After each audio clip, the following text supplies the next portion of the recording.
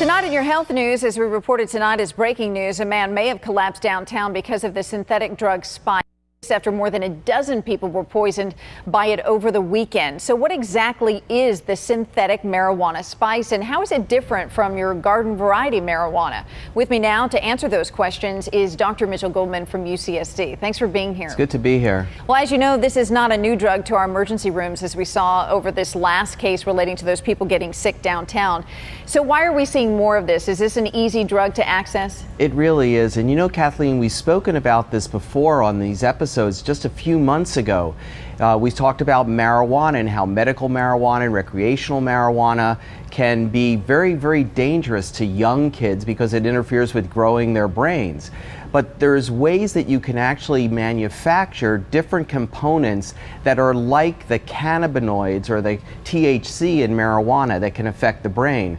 Now the problem is these things are legal and not legal in that the chemists can change the formulas all the time and you don't know at all what you're consuming. So unlike regular marijuana, where at least we know a little bit about what you're consuming, with the synthetic marijuana, which is like this Spice, or it's called K2, there's all these different names for it, you have no idea what you're actually putting into your body. So let's backtrack a moment and talk about these ingredients, because I know what you're saying when they can tweak the formula, so to speak, and just change one little ingredient and then it's back to the legal definition of what it's allowed to be by law. What are the ingredients in Spice, though, that make it so different and more dangerous than marijuana? They're all a type of cannabinoid, which is a type of chemical that goes to a receptor in your brain that with marijuana makes you relax and may decrease nausea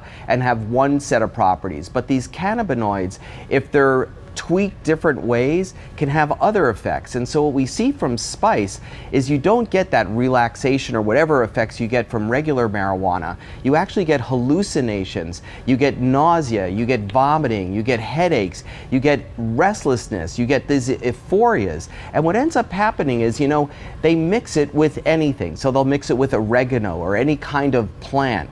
And you can actually even mix it into marijuana. And so you really don't know what you're taking.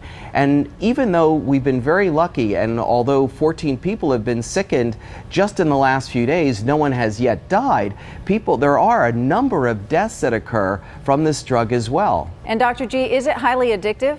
You know, it really is. It's way more addictive than regular marijuana. It's almost like a heroin kind of addiction. And so if you use too much of it, you can actually get addicted.